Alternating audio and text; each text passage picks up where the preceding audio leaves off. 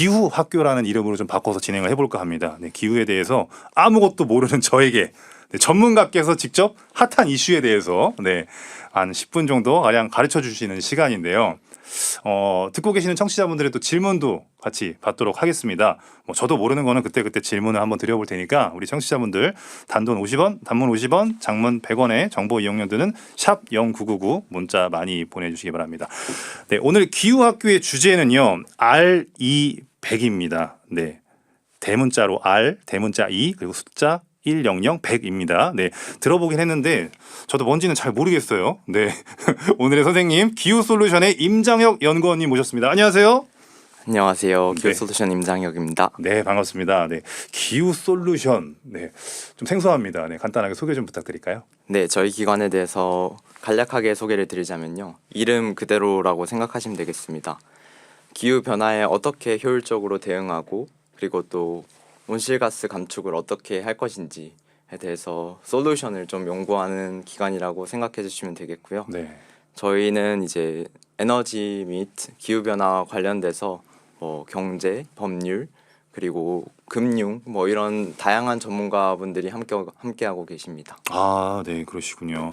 이 R200 저는 이제 요 기후 관련해서 이제 관심을 가지면서 이제 초보자거든요. 그래서 저는 이 R200이 R하고 200이냐 아니면 네. 또 이게 RB100이냐 해서 뭔가 다시 돌아와야 되는 건가 이제 이런 생각을 좀 했었어요. 네. R200이 뭔가요? 정확하게 좀 말씀을 부탁드릴게요. 네, RE100이라고 하면 이제 영어로는 Renewable Energy 100이 되겠고요. 네, 네, 결국 재생에너지를 100% 사용하자라는 뜻입니다. 그래서 이제 우리가 어리백이라고 하면 통상 이제 영국, 미국, 비영리 단체인 이제 클라이맥 그룹이랑 네, 그다음에 CDP라고 하는 탄소 정보 공개 프로젝트라고 하는데요. 네. 그 두 기관이 운영하는 캠페인이라고 생각하시면 되겠습니다. 아, 그렇군요. 그래서 이제 이 캠페인을 기업들이 하게 되면 무엇을 해야 되냐라고 물으실 것 같은데요. 네, 일단 첫 번째로 몇 년도까지 100% 재생에너지 사용하겠다라고 목표를 설정합니다. 네, 그리고 이제 설정한 후에 이걸 목표를 다다르려면 이제 이행 계획을 설정을 해야 되고 네, 그 이행 계획만 짜고 이제 안 할 수는 없으니까 네. 이제 매년 좀 주기적으로 어떻게 하고 있는지 이제 과정을 좀 보고를 합니다. 네. 그래서 이제 운영 기관에서 평가도 받고요. 네. 이런 식으로 이제 어리백에 가입을 하고 이제 어떻게 보면 여정이라고 할 수 있겠습니다. 아, 그렇군요. 근데 선생님 그 발음이 엄청 좋으시네요. R200 해가지고 R 발음이 되게 좋으시네요. 네, 좀 외국에 계셨었나요? 네, 제가 해외에서 좀 오래 거주를 아, 했어서 그러셨군요. 역시 네, 또 저랑 발음이 많이 다르셔가지고 네. 그 궁금한 게 제가 또 있습니다. 이게 좀 전에 말씀하신 부분에서 네. 100% 재생 에너지가 가능한가요? 이게 좀 궁금하네요. 그게 좀.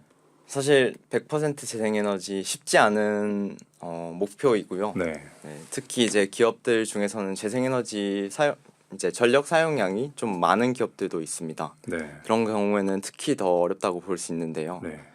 그런데 이제 한국에서는 이제 재생에너지가 좀 적은 편이고 네. 그리고 화석연료에 많이 의존하다 보니 그렇게 느껴질 수 있는데 네. 해외의 경우에는 다릅니다. 적극적으로 재생에너지에 투자하는 국가들이 많고 네. 그리고 이미 이제 재생에너지가 늘어나면서 규모의 경제를 통해서 재생에너지가 다른 에너지원보다 더 저렴한 것도 많거든요. 네. 그런 경우에는 사실 기업 입장에서는 저렴하고 그리고 환경에도 좋은데 안 쓸 이유가 없는 거죠. 네. 네. 그러다 보니 이제 이미 애플이라든지 네. 구글이라든지 마이크로소프트 같은 경우에는 이미 다 어리백을 달성한 상황입니다. 네. 네, 애플 같은 경우에는 뭐 2018년, 구글은 2017년, 네. 그리고 마이크로소프트 같은 경우에는 2014년부터 벌써 어리백을 하고 있습니다. 아, 그렇군요. 그러면 우리 기업들은 지금 어떻게 좀 대응을 하고 있나요? 이게 이제 우리 기업들이 대응을 어떻게 하고 있는지 보기 전에 네. 이제 왜 우리 기업들이 이렇게 대응을 해야 되는지를 좀 살펴봐야 되는데요. 아, 네네. 이제 말씀드렸듯이 애플이나 마이크로소프트 같은 기업들은 이미 어리백을 하고 있습니다. 네. 근데 이 기업들이 어리백을 한다고 해서 탄소 배출량이 없을까요? 그렇진 않을 것 같은데요. 네, 그렇지 않습니다. 왜냐하면 예를 들어서 애플 아이폰을 생각해 본다면 네네. 이제 아이폰에는 되게 많은 부품들이 들어가죠. 네. 근데 그 부품 중에는 예를 들어서 삼성전자라든지 LG 이노텍이 실제로 납품하고 있는 부품들도 있습니다. 네. 그러면 이 부품들이 어떻게 만들어지는지를 봐야 되는데 네. 삼성전자랑 LG 이노텍이 이제 아리백을 못했으면 그러면 이제 애플의 입장에서는 자기 아이폰을 계속 팔면 팔수록 탄소 배출량이 늘어나는 거죠. 아, 네. 자기 활동 때문은 아니지만 네. 어쨌든 이제 부품 때문에. 부품 때문에 네. 그렇게 그런 현상이 일어나면서 이제 애플 입장에서는 자기 배출량을 최대한 줄이려고 하다 보니 그러면 공급사들에게도 재생에너지 써라라고 이제 이야기를 하는 거죠. 네. 그러다 보니 이제 한국 기업들은 하라고 하니 해야겠는데 네. 근데 가입은 했는데 이제 네. 재생에너지 어떻게 써야 되냐 네네. 잘 알지도 못하고 재생에너지도 부족하고 네. 뭐 그런 상황이라고 보시면 될 것 같습니다. 근데 재생 에너지는 근데 왜 부족한 상황인 거예요? 이게 재생 에너지? 지금 재생에너지가 부족한 이유는 네. 사실 다양하게 뭐 다양한 요소들을 보실 수 있을 것 같은데요. 네. 일단은 뭐 가장 크게는 인허가 문제를 뽑을 수 있을 것 같습니다. 인허가. 네, 인허가라고 네. 하면은 이제 결국에는 민간이 재생에너지 프로젝트를 하는데 네. 그거에 대해서 정부의 허가가 필요한 겁니다. 네. 그래서 한국에서는 크게 이제 해상풍력과 이제 태양광 이슈를 뽑을 수 있을 것 같은데요. 네. 이제 해상풍력의 경우에는 바다에 짓는 거지 않습니까? 네. 근데 바다에는 보통은 뭐가 다니죠? 배가 많이 다니죠. 다니지 않습니까? 그래서 보통 이제 지금 있는 규제들이 배들이라든지 이런 이제 것들에 특화된 규제입니다. 네. 근데 해상풍력의 경우에는 한 곳에서 오랫동안 서 있는데요. 네. 그러다 보니 이제 이거에 특화된 규제가 필요로 한데 지금 한국엔 아직 없는 상황입니다. 아. 그래서 해상풍력 터빈을 짓는데 네. 이제 너무 다양한 규제들을 통과해서 인허가를 통과해서 지어야 하다 보니까 네.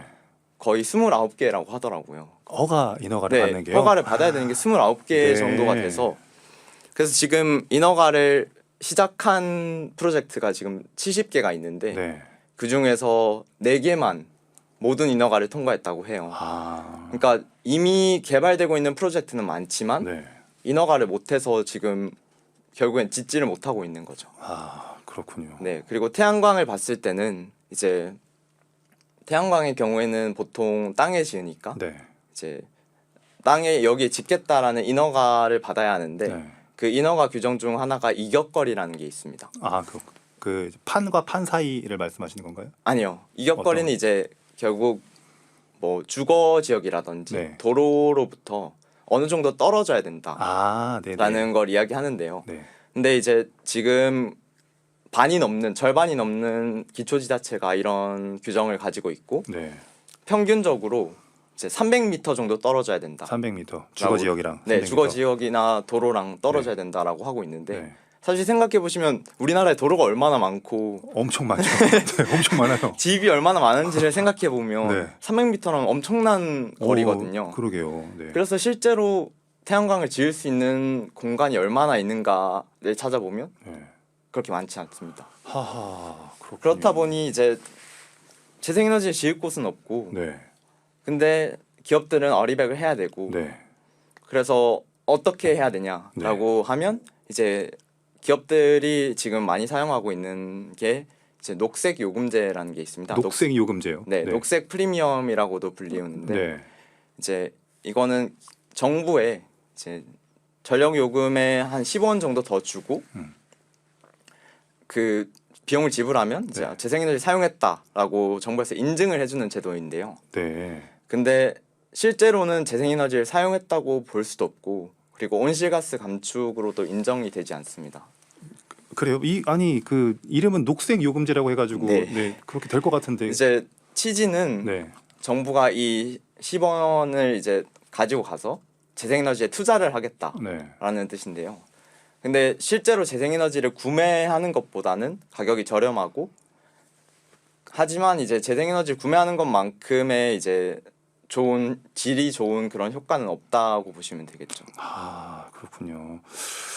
야, 이게 좀 여러 가지로 좀 개선을 좀 많이 해야 될 것 같아요. 네, 그러려면 좀 가장 중요한 좀 정책 뭐 하나만 좀 꼽으라면 뭐가 있을까요? 일단은 뭐가 제가 중요해요? 말씀드렸듯이 인허가 인허가 문제. 네, 이슈가 있을 것 같은데요. 태양광 같은 경우에는 이제 각 지자체가 이격거리를 세팅을 하고 있는데 네. 그런데 이제 일관적이고 좀 합리적인 그런 이격거리가 없는 상황입니다. 아, 이격거리 존재 자체는 이제 좀 개발을 할 때 이제 체계적이고 사람들의 이제 삶에 좀 영향이 최대한 적도록 하자라는 좋은 취지는 있지만 네. 조금 합리적으로 이렇게 세팅을 할 필요가 있다고 생각이 되고요. 네. 네, 마찬가지로 해상풍력 또한 좀 해상풍력에 특화된 네. 그런 규제가 필요하다고 저희는 보고 있습니다. 네.